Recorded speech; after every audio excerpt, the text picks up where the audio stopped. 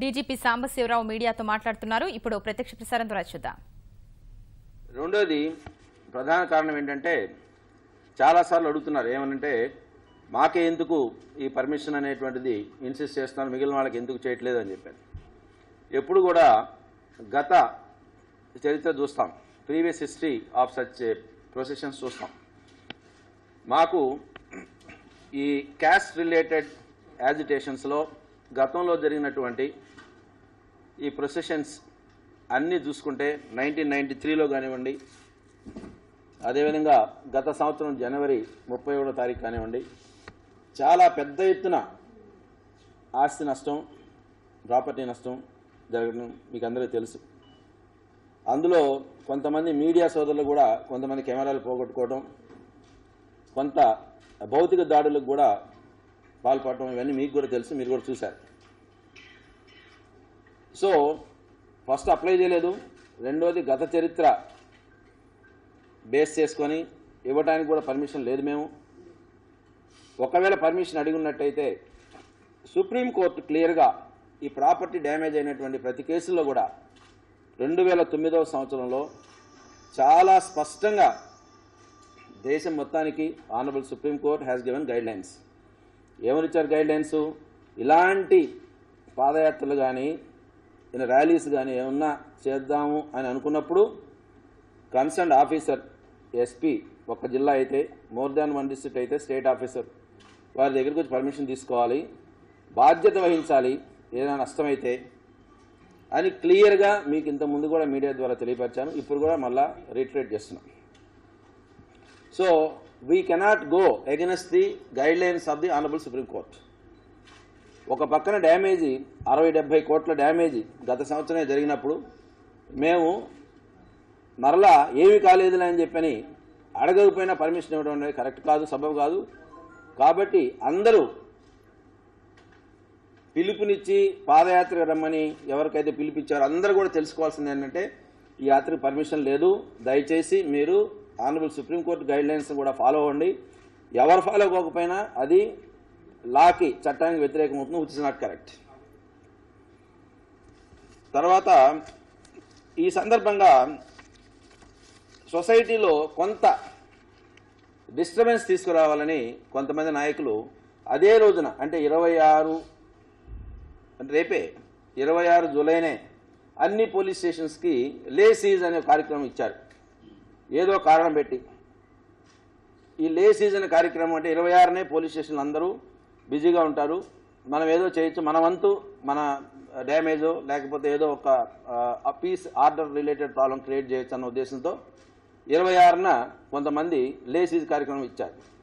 మేము వీటికేమీ భయపడేది లేదు, వెనక్కి తగ్గేది అసలు లేదు. మా ప్రాపర్టీస్ని ఎట్లా ప్రొటెక్ట్ చేశారో మాకు తెలుసు. I'm appealing to all the people through media, ముఖ్యంగా కాపు యువతకి అదేవిధంగా దళిత యువతకి కూడా, సోదరులకు కూడా చెప్తున్నాను, ఇది కరెక్ట్ కాదు. కాల్ ఇస్తుంటారు కానీ ఇచ్చినప్పుడు ఒక కాజ్ ఉండాలి, దానికి ఒక పద్ధతి ఉండాలి. సెక్షన్ 30 ఇండియన్ పోలీస్ యాక్ట్ ప్రకారం, 144 సిఆర్పిసి ప్రకారం కొన్ని ప్రోబిటరీ ఆర్డర్స్ ప్రొమల్గేట్ చేసినప్పుడు అందరూ దాన్ని ఫాలో అవ్వాల్సిన బాధ్యత ఉంది. There are many court directions where law and order అనేటువంటిది డొమైన్ నాలెడ్జ్ పోలీసుకి, కాబట్టి వాళ్ళు ఏం చెప్తారో చేయాలని చెప్పాను. కాబట్టి వితండంగా మేము వ్యతిరేకంగా పోతాము అని ముందుకు వస్తే పర్యవసానాలు చట్ట ప్రకారం చాలా తీవ్రంగా ఉంటాయి. అందుకని అందరినీ కూడా రిక్వెస్ట్ చేస్తున్నాను not to follow the appeal given by the leaders regarding padayatra and also లే సీజ్ ప్రోగ్రామ్స్ టుమారో.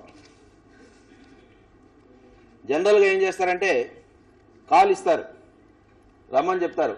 మీరు తునిలో కూడా చూశారు,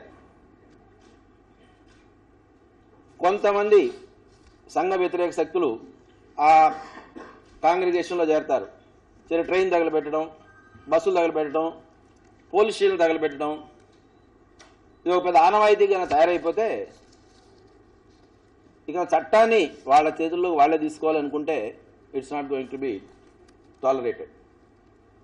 ఒకసారి 2 సార్లు అని కాదు, ఏదైనా కేసే, దాన్ని ఇన్వెస్టిగేట్ చేస్తారు, ఇన్వెస్టిగేట్ చేసి తగిన చర్యలు తీసుకుంటారు. సిఐడి కూడా ఇన్వెస్టిగేట్ చేసి కంప్లీట్ చేశారు. సో కొంతమంది ఎవరైతే గుర్తించబడినటువంటి నేరస్తులు ఉంటారో వారి మీద చర్యలు కూడా తీసుకుంటాం. ఈ విధంగా ఒక మీటింగ్ అనో ఒక యాత్రనో చెప్పి 1993-94 కూడా ఇదే జరిగింది. ఎక్కడ పెడితే అక్కడ ఆర్టీసీ బస్సులు, ఎక్కడ పెడితే అక్కడ ఎండిఓ ఆఫీసులు, ఎక్కడ పెడితే అక్కడ ఎంఆర్ఓ ఆఫీసులు తగలబెట్టి ఒక సర్కిల్ ఇన్స్పెక్టరు వెపన్ కూడా లాక్కున్నారు. ఇప్పటివరకు అది రికవరీ కూడా కాలేదు. సో ఒక సమాజంలో చట్టం అనేటువంటి దానికి గౌరవం లేకపోతే, విచ్చలవిడితనం కనుక ప్రబలి ఎక్కువైపోతే అందరికీ నష్టం, మాకే కాదు సొసైటీలో ప్రతి వ్యక్తికి నష్టం, మీకు నష్టం.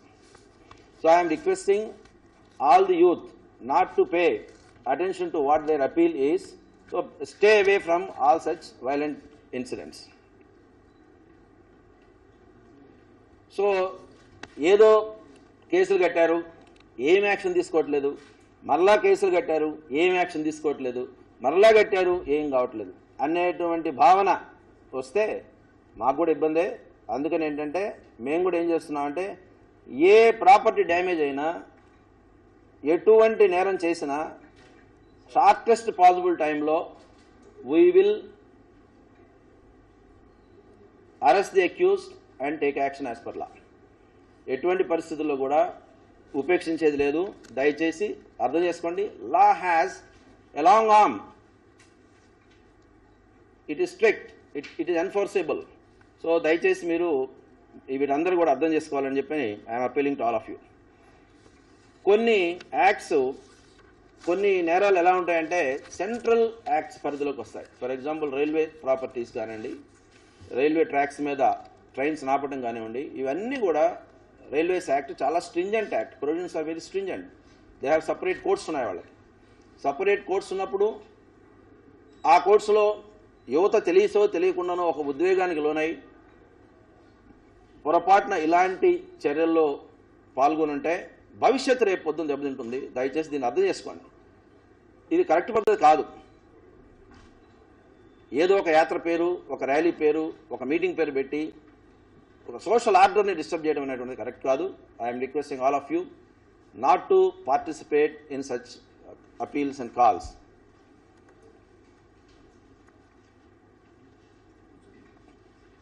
అప్పటికి ఇప్పటికీ కొంచెం తేడా ఏంటంటే, నేనేమి కొత్తగా పోలీసింగ్ చేస్తున్నామని చెప్పం కానీ,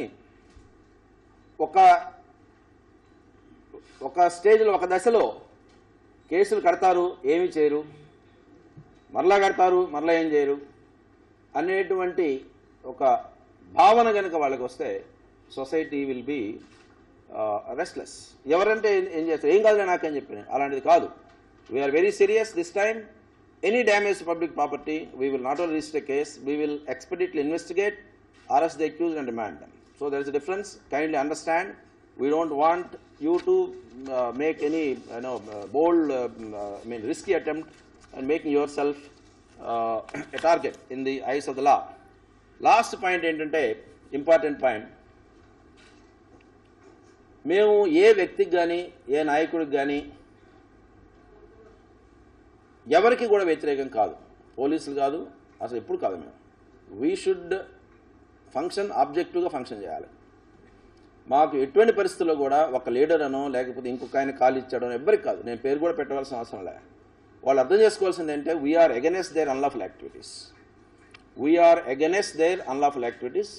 దయచేసి అర్థం చేసుకోండి. వ్యక్తులకు వ్యతిరేకం కాదు, మేము వ్యక్తులు చేసేటువంటి పనులకు వ్యతిరేకం. ఎందుకంటే చట్ట వ్యతిరేకంగా చర్యలు ఉన్నప్పుడు మేము చేయాల్సిన పని మా బాధ్యత మాకుంది. మేము ఎక్కడైనా తప్పు చేస్తున్నామంటే you can always call us to the court of law and then get redressal. అలా కాకుండా మేము చెయ్యము, అరాచకం సృష్టిస్తామంటే జరిగే పని కాదు. దయచేసి అందరూ యూత్ అందరూ అర్థం చేసుకోండి. ఓకే, సంఘీభావం తెలపడం వేరు, ప్రజాస్వామ్యబద్ధంగా సంఘీభావం తెలపడం వేరు, అంతేగాని ప్రాపర్టీ డ్యామేజ్ అనేది జరగకూడదు. We request all the youth and all the followers not to heed to their appeal and then involve themselves in some kind of unlawful activities. చట్ట వ్యతిరేకమైనటువంటి పనుల్లో దయచేసి ఇన్వాల్వ్ కావద్దు. ఇది పోలీస్ డిపార్ట్మెంట్ తరపు నుంచి డీజీపీగా అప్పీల్ చేస్తున్నాను. Just from my side, anything you want to ask please.